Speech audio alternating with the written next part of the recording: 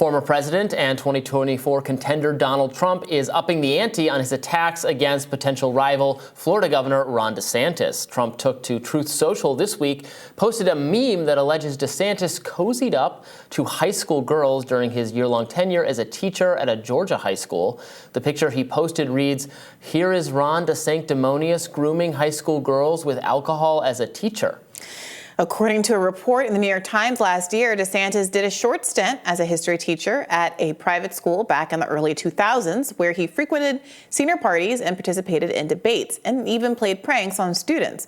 Apart from the personal nature of the attacks, Trump appears to be strategically positioning himself to take on DeSantis.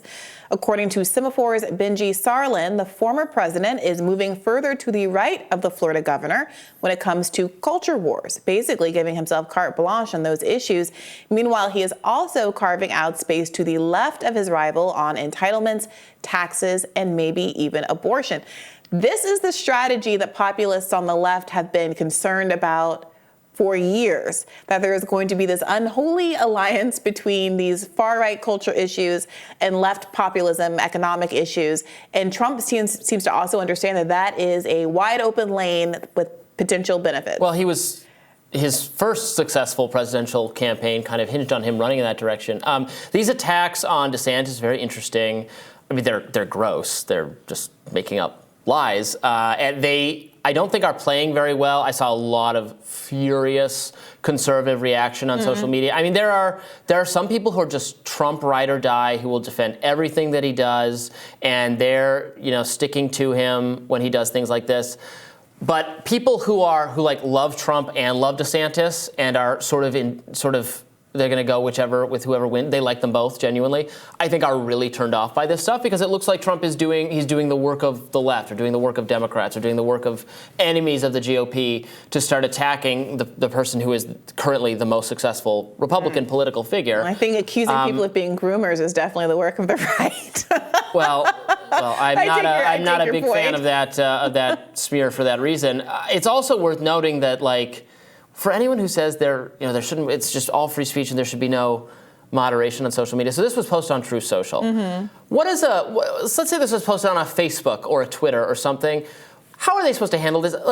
You can't just post potentially defamatory, libelous claims about other people. A social media site might moderate that so they don't. I mean, they're immune from some liability of that kind because of Section 230. But that doesn't mean they have to just leave it up there to be background participants in a potential civil suit. Well, so you have to you can't just. I don't know if you. And especially conservatives who are really want the press when they share things that are lies about conservative figures, so they want them sued. Kyle Rittenhouse, the Covington kids, those kinds of cases where they've said hold the media accountable for saying lies about these things, sue them. When someone like Trump just posts just a context-free, look what DeSantis is doing here. Well, the thing is that Trump's kind of weirdly being careful about this, saying, could this be true? Hey, someone show this to me. Is this really you? Oh, no, Ron DeSantis couldn't possibly be doing this, is how he frames all of these tweets, knowing exactly what he's doing, of course.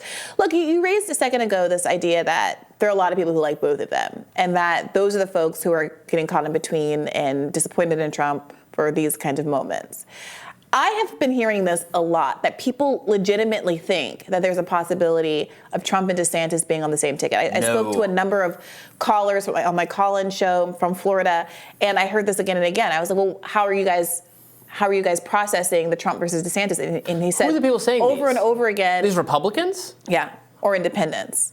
They say, or maybe they're leftists who listen to me, but they have conservatives in their family and stuff like that. And they say, people really believe that they're going to join up. And at a certain point, I think Trump can say enough negative about DeSantis that it completely undermines that possibility. But do you think there's any world in which politically they realize it's advantageous for them to do a double team? I don't think it is politically advantageous for either of them to do a double team. I don't think it's politically advantageous for Trump to have.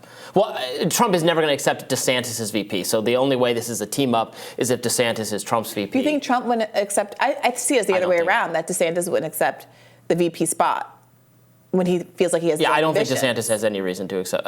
But I can see Trump realizing that that's a ticket to victory. He obviously needs a replacement VP. DeSantis is very popular. It works out for Trump. You mean Trump picking DeSantis? Yes. Yes. I don't think. I get it's conceivable Trump could pick DeSantis. I think it's very unlikely. Trump wants a loyal person. I mean, he's going to pick the most loyal, the person who flatters him the most. He's going to pick a Kerry-like type person, if that is the reality. He's going to pick someone who has nothing but praise for him. He said, it's not necessarily personal, but it is personal. Like, that's what he believes. It's very personal. So someone who went after him, and especially he's coming out of the Mike Pence situation. Mike Pence, who seemed totally loyal to him, but he feels betrayed by because he wouldn't do what was required of him at the very end. Right, but DeSantis isn't going after him. DeSantis is parrying all of Trump's insults, I think, very wisely. I think we talked about this last week or the week before.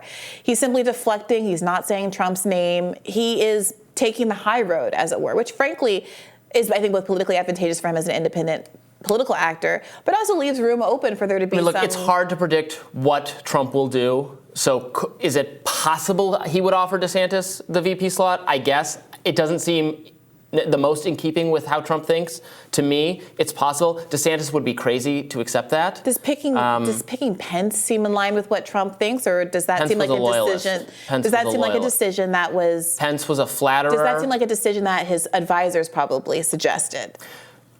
The advisors probably suggested him, and Pence was acceptable because he was totally deferential to Trump, and he was going to paper over all the ugly aspects of Trump and put a nice, respectable face on it. Look, there was a moment when Ted Cruz and all of them were going back and forth with Trump, and he was telling them their wives were ugly and calling them everything but a child of God. And they all turned that around once Donald Trump won and became, I don't know if I would use the word loyalist, but they stopped the bickering and they bent the knee. And I can see a world where, look, Ron DeSantis has such a strong possibility of doing it on his own that you can see the disincentive for him wanting to join it with Trump. He's created this whole personal brand to create space between him and Trump and appeal to moderate Republicans who are tired of all of the shenanigans.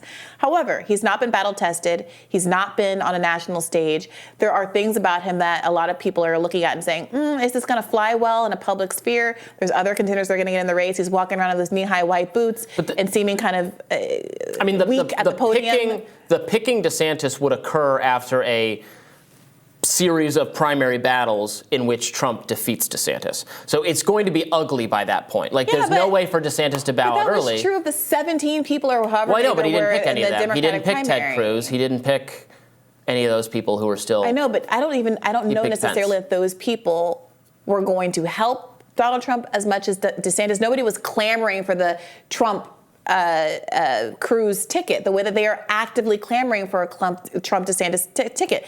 Those other people who were running against Trump in 2016 represented an old version of the Republican Party that voters were clearly rejecting in their choice of Donald Trump.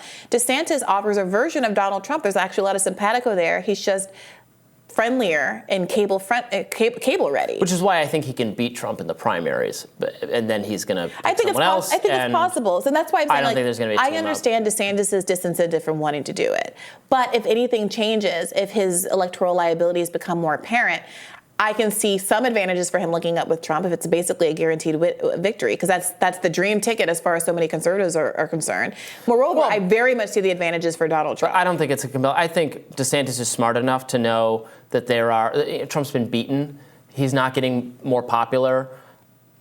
DeSantis, I think, can beat Joe Biden. I mean, and it's going to be close. So we're a pretty, evenly divided country. It was kind of close last time. I don't think either want to be second fiddle to the other. And they're both kind of right to think that. If Joe Biden is on his game and sticks with populist themes like last night and is able to be folksy and normal and engage with hecklers and turn the tide in his favor and do all of that, it's not clear to me that Ron DeSantis has that capacity. Trump does in this weird sort of way. It's not clear to me that Ron DeSantis has that capacity. And I'm not counting him out by any means. I'm just saying that I see opportunities for their union. And I'm very curious to see what the audience has to say about this. Yeah. Have you been hearing Trump, DeSantis? Let us know in the comments. Is this something that you would appeal to you, or do you want these men to kind of go at it? I think there's a ceiling to Trump's support, and it's not getting any higher. And we've had the high watermark. That's why he needs DeSantis. All right. We'd like to also note before we wrap that we reached out to DeSantis' office about Trump's new claims and have not heard back. We'll have more Rising for you right after this.